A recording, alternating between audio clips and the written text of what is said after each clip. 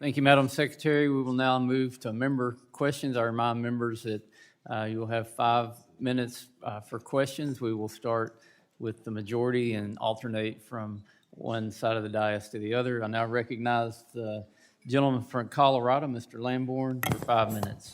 Thank you, Mr. Chairman. Thank you for having this hearing. Madam Secretary, it's good to see you again. I remember when you used to sit right over there, and we had some good discussions. Let me ask you about a Ninth Circuit case, and then I want to ask you about forestry. In the Ninth Circuit case, Center for Biological Diversity versus Bernhardt, the litigants argued, quote, if oil is produced from a project, the total supply of oil in the world will rise. Increasing global supply will reduce prices.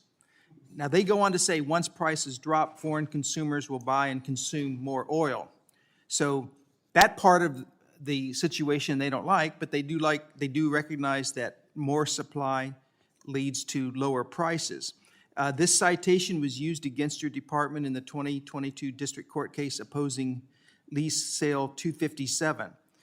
Both the Center for Biological Diversity as well as Friends of the Earth have said in their briefs that increasing oil supply will lower energy costs. Do you agree or disagree with groups like that or anyone when they say that more energy, oil, and gas supply will lower costs?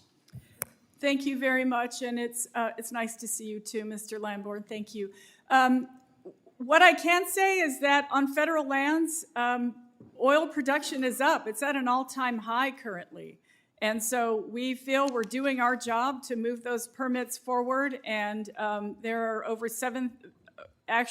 almost 7,000 permits available for drilling that haven't been used. Oil production is at an all-time high on federal lands. Now,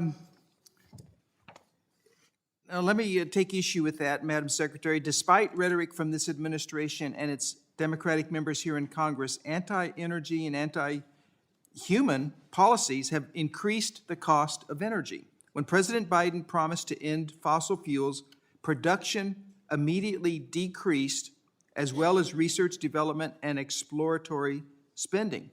There's uncertainty that affects people's decision-making out there in the business world. So the result is this has reduced supply and raised prices. Even worse, this administration has doubled down on its unreliable renewable commitments, which rely on cycling natural gas to make up for periods when renewables are not producing. This increases the cost of energy. A lot of things here. Let's get into it. Do you think that wind and solar are reliable enough or not reliable enough to provide baseload energy? Thank you very much for the question, Mr. Lamborn. And of course, we're working very hard on a transition to clean energy because we feel, well, of course, we want to reach the president's goals for clean energy. And that will take some work. So all of us are working on that. I want to reiterate the fact that oil production on federal lands is at an all-time high. There's many factors that go into what the cost of gasoline is, and I certainly understand, raising my child as a single mom, that things are difficult sometimes, and we're doing our part to help reduce those energy costs by opening transmission lines, by moving clean energy forward. I know that can be very cost effective, and we are going to work hard to get there. Well, and I understand that you have long-term goals. I recognize that. But to reach those goals, when certain measures of the administration reduce supply and increase prices, that has a human cost. Will you agree with me that raising the cost of energy for the consumer out there, working families, single moms, everybody else, has a human cost to it? I recognize, Mr. Lamborn, that there are many factors that go into what the price of gas is. And for our part, the work that we are required to do in the Department of the Interior, leasing land, issuing permits for the oil industry. Oil production is at an all-time high on federal lands. There's more to it than that. State and private lands also produce oil. And we don't have control over every single aspect of our energy. But for our part, we're doing our part. We're working hard. We're processing those permits. There are thousands of permits that haven't been used. And a lot goes into what the price of gasoline is. It's not just what the Department of the Interior is doing. Thank you. The gentleman yields back, and I recognize the gentlelady from California, Ms. Napolitano, for 5 minutes. Hello, good to see you, Madam Secretary. I have a couple of questions. One deals with Colorado River Basin. It's crucial we invest in infrastructure and trench water because of the drought conditions in Southern California and all the 6 western states. Can you tell the committee how the budget cuts proposed by the House Republicans related to debt ceiling would impact funding for water infrastructure projects the community needs to get through the challenge? Congresswoman, thank you so much for the question. And yes, any budget cuts with respect to how we're managing this terrible drought in the West will have a negative effect on the communities that we serve. I am proud to have Deputy Secretary Beaudreau with me today, who has been the lead on many of these issues with respect to the Colorado River. If you would like for him to sort of answer more of the question in detail, I'd be happy to turn the mic over to Tommy.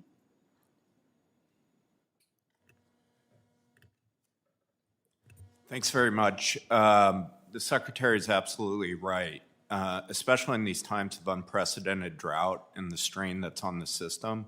What is needed is further investment in the Colorado River system in order to provide greater water delivery capacity and efficiency. That's exactly what the Bipartisan Infrastructure Law and the Inflation Reduction Act are helping accomplish, to move backwards by cutting our budget with respect to Bureau of Reclamation and water delivery has the potential to severely impact the 40 million people who rely on that basin for fundamental needs such as drinking water and agriculture. The 7 western states. The other question I have is on the advanced large-scale water recycling projects that I authored last year. Can you share an update on what progress has been made so far? And when will the money start to go out? Will it be next year after the draft criteria is finalized? I beg your pardon, Congresswoman. Would you repeat the question, please? It's the new program that was started in the last bipartisan infrastructure law, a new program to advance large water-scale water recycling projects, provide drought-proof supplies to the communities. The project was the Large Water Recycling Project Investment Act. Thank you.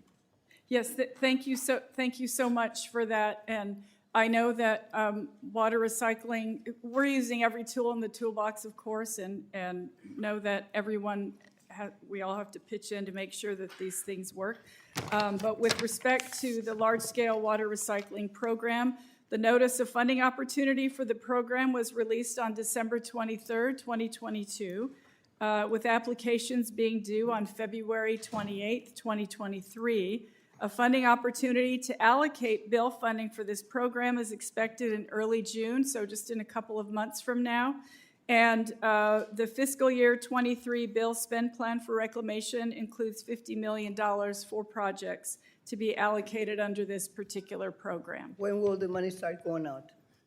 It looks like the the allocation will start in early June, so in a few months. Thank you very much. I yield back to Mr. Grijalva, the ranking member.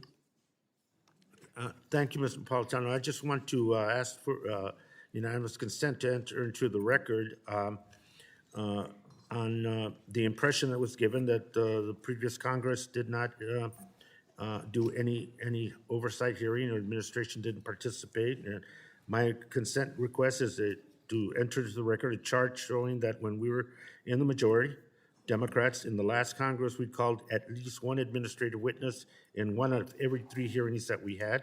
That's 17 different hearings. And ask unanimous consent to enter into the record a resolution from the Republicans that aims to cut funding to the Office of Inspector General by 20%, which is not what one does when they're really concerned about oversight. And unanimous consent, enter into the record a letter from the Fish and Wildlife Service in response to a document request from the Republicans. It's about a program meant to help employees with mental health and stress related, which cost less than $12,000 for 6 workshops. This was the focal point of their oversight. So if the majority is serious about oversight, the evidence up to this point doesn't indicate that at all. And I yield back to the gentlelady. Without objection, the gentlelady's time has expired. I now recognize the gentleman from California for 5 minutes, Mr. Lamborn. Excuse me, Mr. LaMalfa. I'm the other Doug. Yeah. Doug. Yeah, thank you. Thanks again, Mr. Chairman. And welcome, Madam Secretary. Good to see you again. Good to always have a chance to work and speak with you. A lot of conversation beginning about, so-called clean energy and such, and I just wanted to ask right out of the chute, what is the basis for CO2 levels that the department is working off of? What % of our atmosphere is CO2 at this point that so many decisions are being based upon? Congressman, thank you so much for the question. And of course, so much of the work we do is based on science. I am more than happy to have the U.S. Geological Survey or another such bureau get with you on those specific levels. On the current CO2 level of our atmosphere? I don't have that current CO2 level with me, but we are happy to follow up on that specific question with your staff as soon as. Okay. Thank you, Madam Secretary. Let me shift gears to the Klamath Basin. Of course, something we've had quite a bit of conversation about, and the water usage up there. The Klamath Project was created over 100 years ago for agriculture in that basin and such, and it's been a lot of dispute, especially in recent years, over what the allocation is going to be between that and flushing down the stream for fish, or what's kept in the lake for suckerfish. Now, a lot of the data for what the lake level should be was based in a period between 1904 and 1912, when it was the wettest period in recorded history on the level of the basin. So it would seem that current flow rates that are being demanded are way above what the pre-dam lake was delivering to the river. Would it be fair to think that that outlier data should be reconsidered, since that was a window of, again, the wettest period on record recorded for the lake, and many, many years have shown other trends? Wouldn't it be fair to reconsider that outlier data? Congressman, thank you so much for the question. And I know you've had many, many conversations with our Commissioner, Camille Touton, who does a really wonderful job at the Bureau of Reclamation. And that staff who has worked on the Klamath Basin, living, eating, breathing this issue, I know that they have a system that they work off of, and of course, we're always happy to make sure that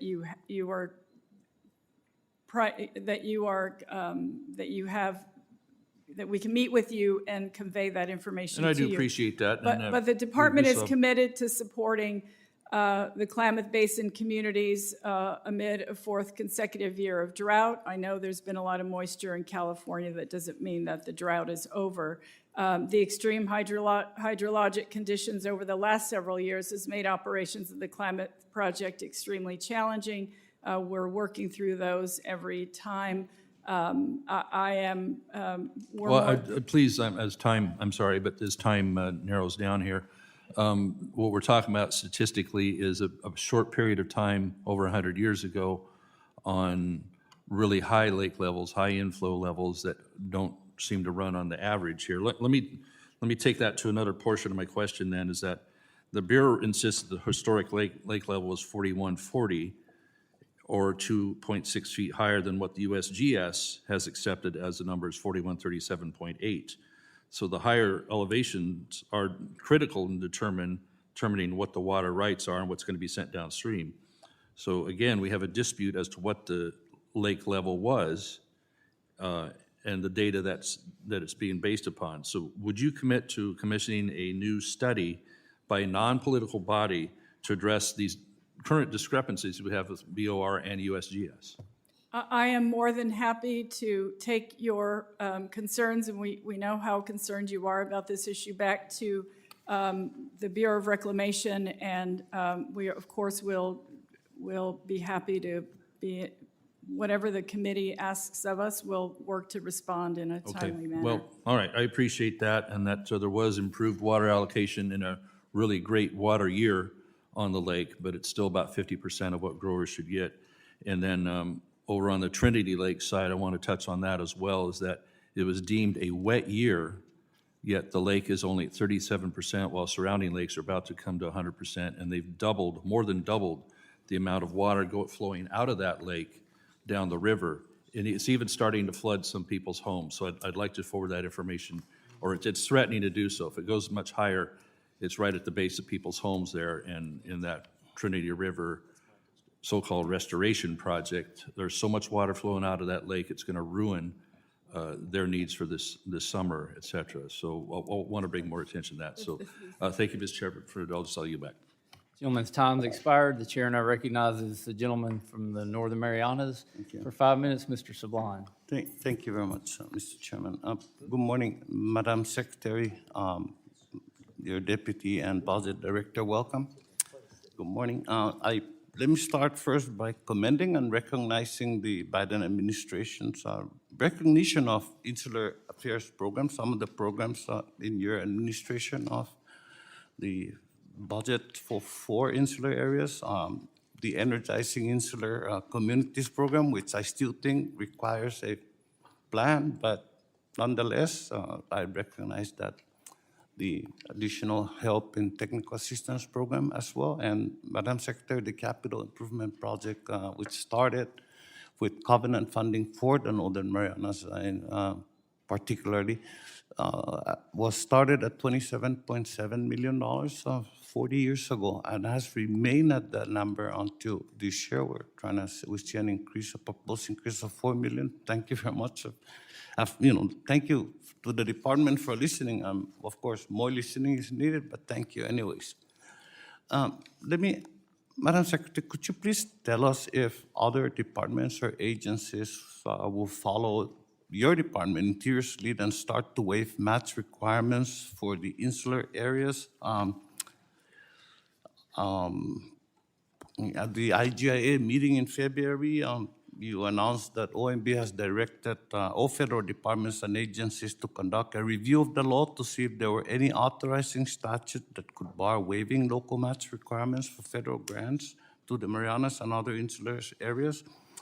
Congress has already waived the local match requirement for amounts below $200,000, but OMB directed federal grantors to work to implement the law's waiver for amounts greater than $200,000, absent an agency-specific statute that conflicts.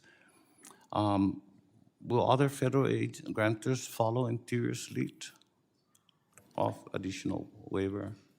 Thank you, Mr. Sablon. And of course, I'm happy to take that message back to the White House. And we recognize the importance of reducing the financial burden on these communities and increasing flexibility for the grant funding for underserved communities. I know it's a relatively small portion of our budget, but it really goes a long way in the communities that these grants serve. So we're happy to No, thank you for your effort, your decision also, but we look forward to seeing the response from the other several agencies and departments.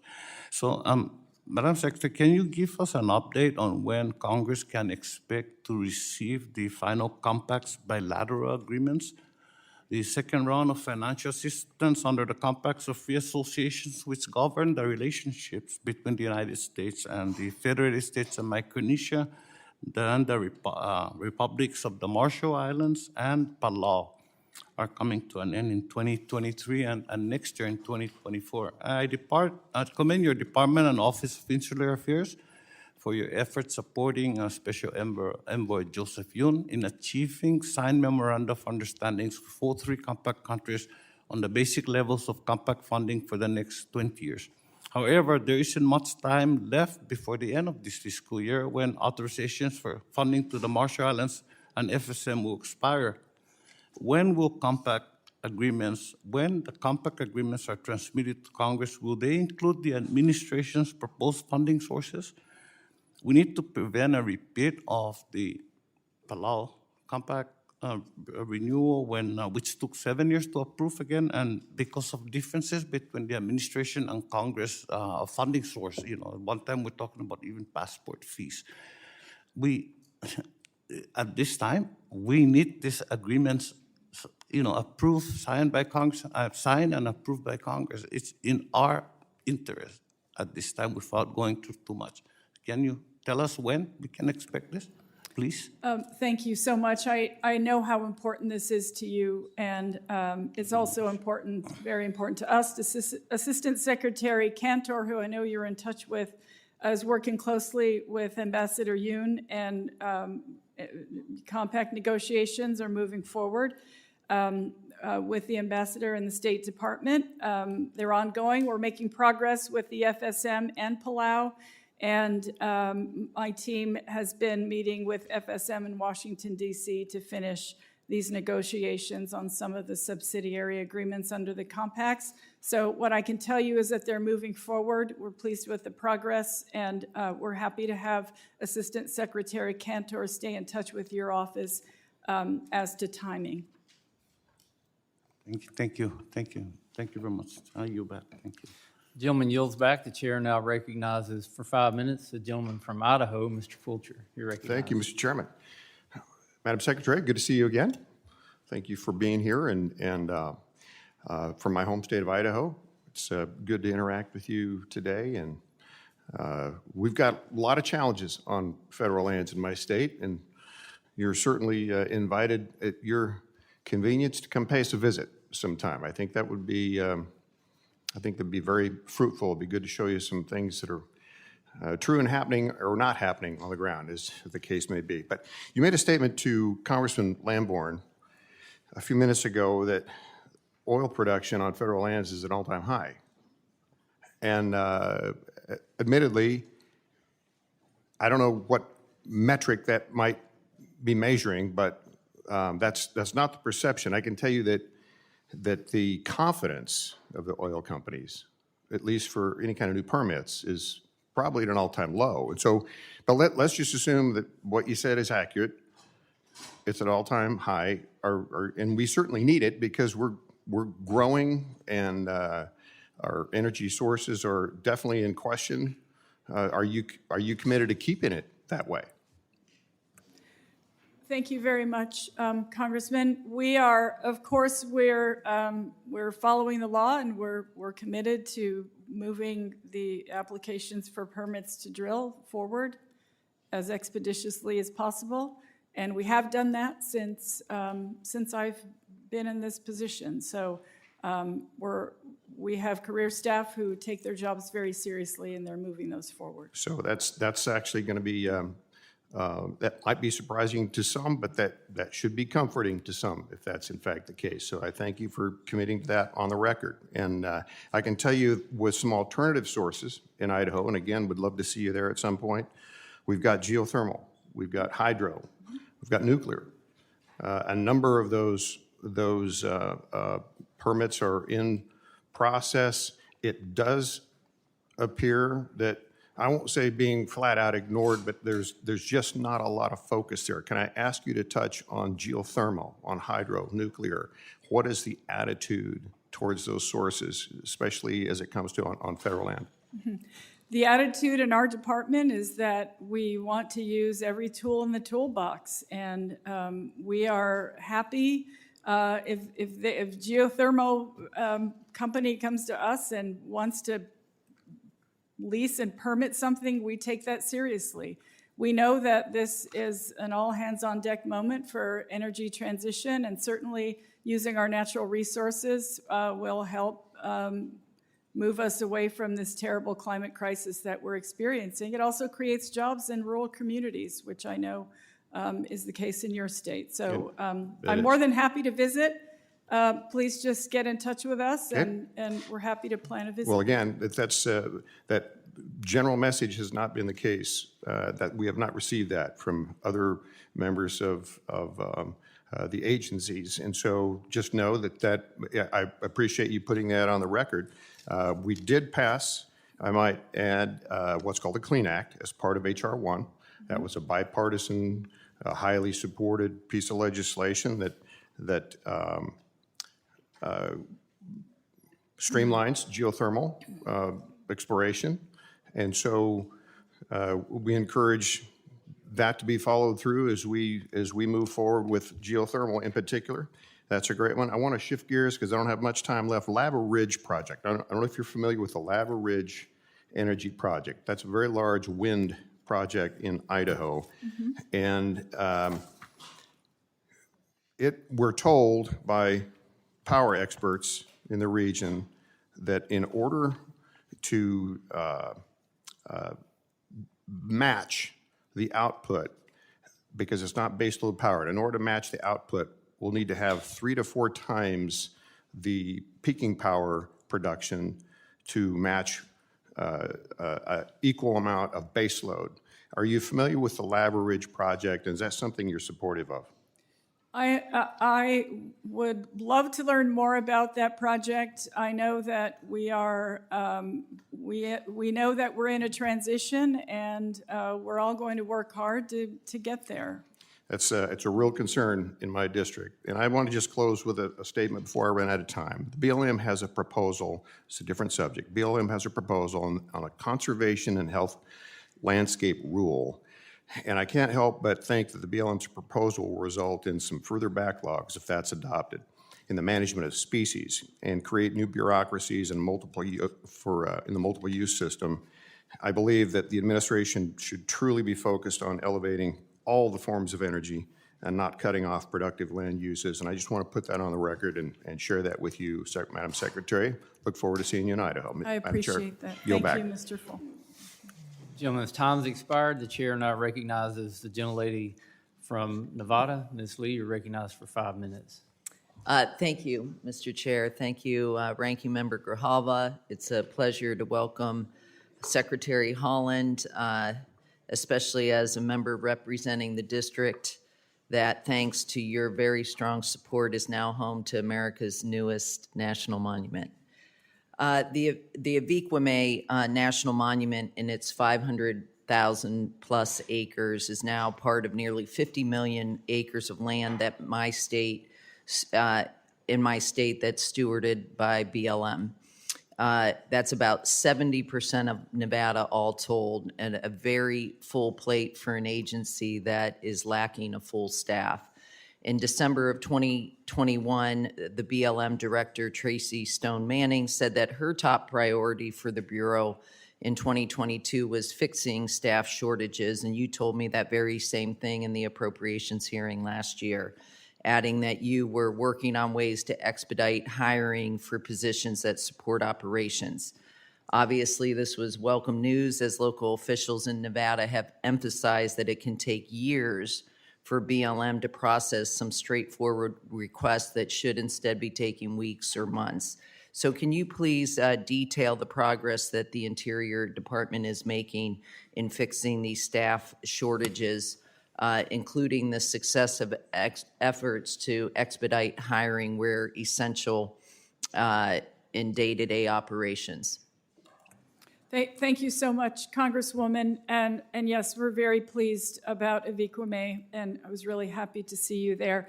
And interestingly, when I was in the car with Director Stone Manning, we had that very conversation when we were in Nevada about staffing. And of course, you know that staffing went down considerably during the last administration, and it's taken a very long time to move that back up. So it has had real impacts on Western communities and on the communities that you serve.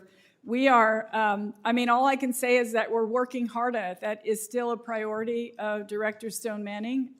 It is incredibly important that we have the folks on the ground to steward these lands. Thankfully for Aviquame, as you know, it will be co-stewarded by the tribes in Nevada. And so we'll have that help there. But certainly, that's why our budget request is so important. That will allow this important work to continue, and we'll continue to make this a priority. Thank you. I appreciate that commitment. I want to turn now to some BLM regulations. The Bureau has proposed a new public lands rule for allowing for 10-year conservation leases to designate conservation as a formal use of public lands on par with energy development, grazing, and recreation. This has been characterized as a seismic shift in lands management. As you know, I'm a committed supporter of conservation, but I'm also committed to reaching another critical goal, which is transitioning to 100% renewable energy by 2035. And I want to be certain that BLM's rulemaking will not end up slowing down the right kind of energy development rate at precisely the wrong time when we need to be speeding it up. So could you explain how this proposed rule accounts for the increasingly urgent need to expedite renewable energy development on federal lands? Thank you, Congresswoman. And we believe very strongly that conservation and clean energy go hand in hand on BLM lands. The rule does not intend to slow down any of these projects, and in fact, we are like-minded that we do need to ramp up our clean energy projects. We've had many successful efforts on helping clean energy projects identify the right areas. It's placing them in the right areas, making sure that the stakeholders are at the table early on so that we have consensus going forward. That sometimes that will slow down the process when not everyone is on the same page. So everything we do is in furtherance of a healthy environment, and those clean energy projects are top of mind for us. And I just will tell you that this particular rule has no intention of slowing down any clean energy projects on BLM lands. Just one other thing. Obviously, we're looking at some proposed budget cuts. Could you explain how these would affect BLM's progress in managing federal lands, especially in the West? So I think BLM was one of the hardest hit bureaus in the Department of the Interior during the last administration. Hundreds of people resigned, and it's difficult to staff up that those hundreds of years of collective experience and knowledge, and so we're working on that. The budget will help us tremendously in making sure that we can prioritize that with the BLM. In every way, shape, and form, our public lands belong to every single American, and we want to make careers in this public service available to as many people as possible. So I can just tell you that we are committed to that idea. The drought isn't going away. The climate crisis isn't going away anytime soon. It's an all-hands-on-deck moment, and we take that very seriously.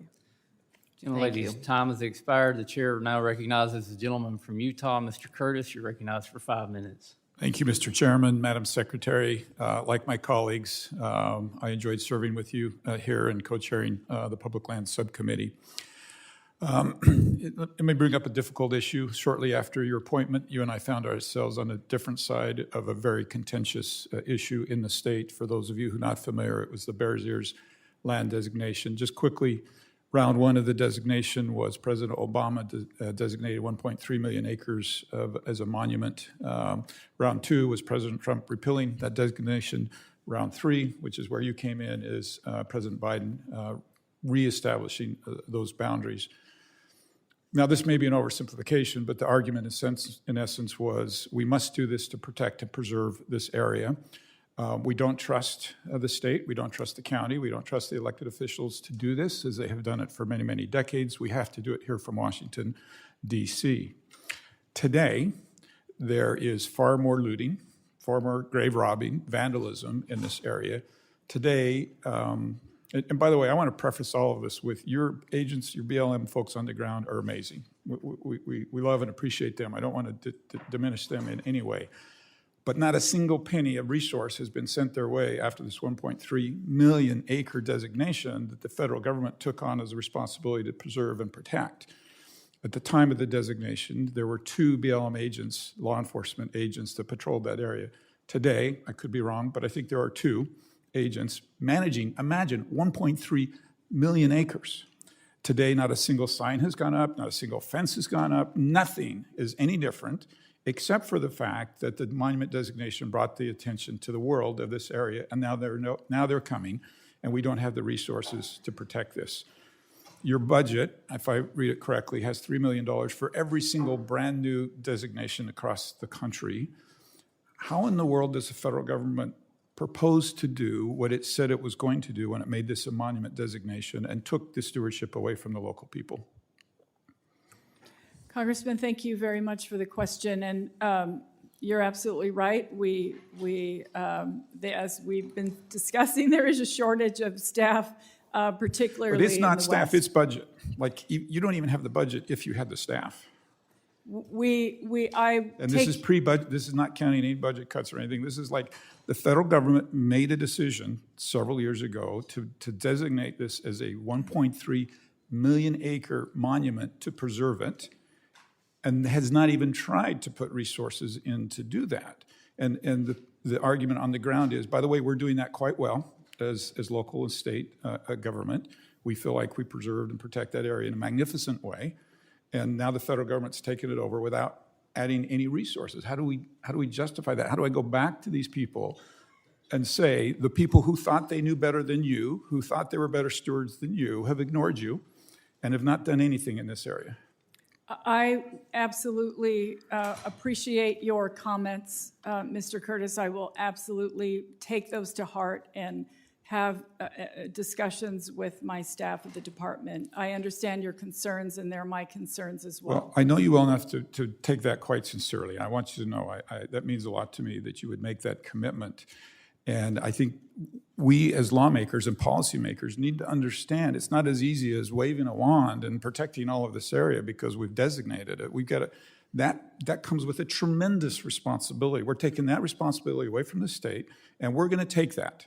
And I think when we make these decisions, we've got to step up for that, right? If we really want to preserve and protect this area in a way that it was different than before. So thank you for your commitment. We'll take you up on that. Let me switch gears just quickly. Almost 20 years after the passage of the Energy Policy Act of 2005, it's Title V on Indian energy. We still do not have enough petroleum engineers, geologists, and staff within the Bureau of Indian Affairs to support development of Indian energy resources. As you know, I have 5 tribes in my area, particularly the Utes and the Navajos. These are not gaming tribes. They rely on natural resources. What steps can we take in Interior to bring more energy experts into the Bureau of Indian Affairs? I appreciate that comment as well, and I take it to heart, Mr. Curtis.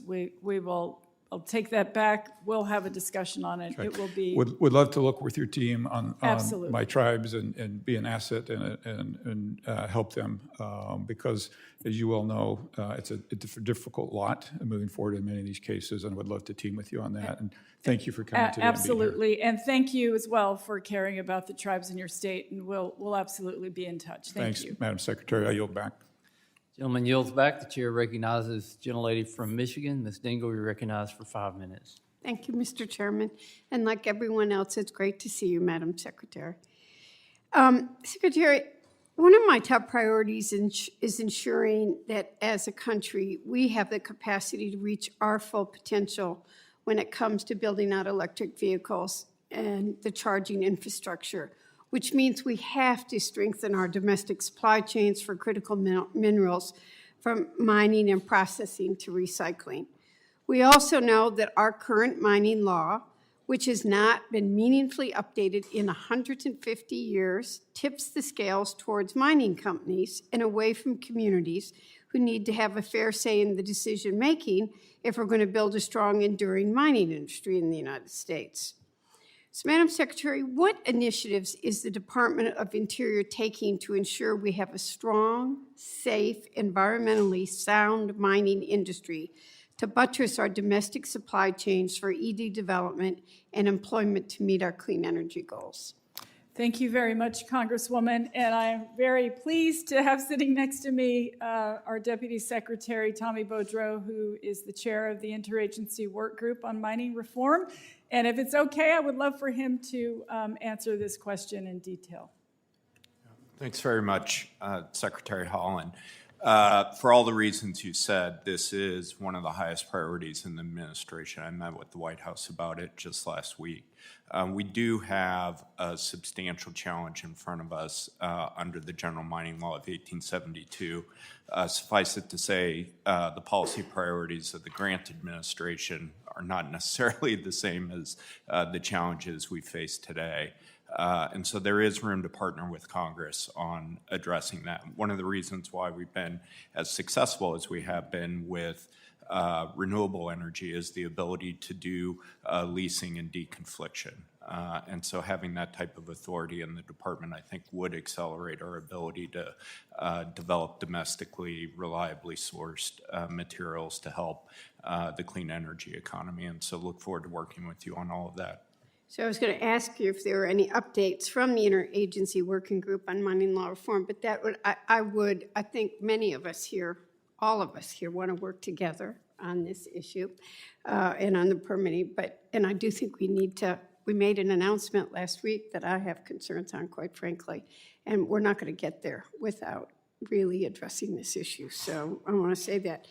But I'm also concerned about how the Republicans' proposed budget could hurt the progress that the department's made in terms of advancing our goals to develop these mineral supply chains. Could one of you comment on that?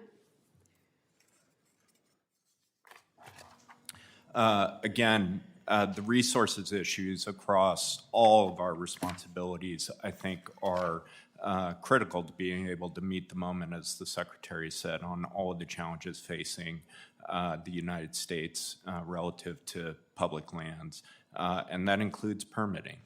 We are doing the best that we can with the resources we have, shifting people around, providing guidance and priority, but to be in this setting and talk about the need to do better and do more, while at the same time talking about resource cuts is incongruity that I think is obvious.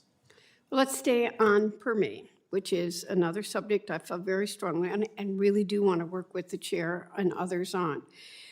In the Inflation Reduction Act, we provided the Department of the Interior with $150 million to increase staffing capacity and resources for permitting activities. Either one of you, how will these resources help advance effective and efficient permitting on an accelerated timeline?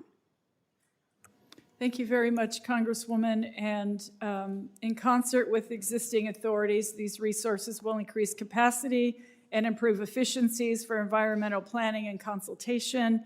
The goal is to better support the implementation of the infrastructure investments now underway. Our budget proposal would apply to all applicable federal agencies government-wide and would expand the authority for federal agencies to transfer bill funding to the Fish and Wildlife Service to accelerate and improve environmental reviews for infrastructure projects and energy solutions. I'm going to get one more question in on that. Due to reconciliation rules, we couldn't adequately fund the ESA consultation and related permitting activities in the IRA. The administration's budget request includes a legislative proposal to provide additional resources for the ESA consultation. Can you tell this committee why these resources are needed for the ESA-related permitting, which the goal we all have to make it faster? Thank you, Congresswoman, and we're happy to talk more about this with you, with your office. In addition to the increase. We all need to proposed hear it. For the ESA planning and consultation work, the budget also proposes to expand authority for federal agencies to transfer funds provided under the bill to the U.S. Fish and Wildlife Service and NOAA Fisheries.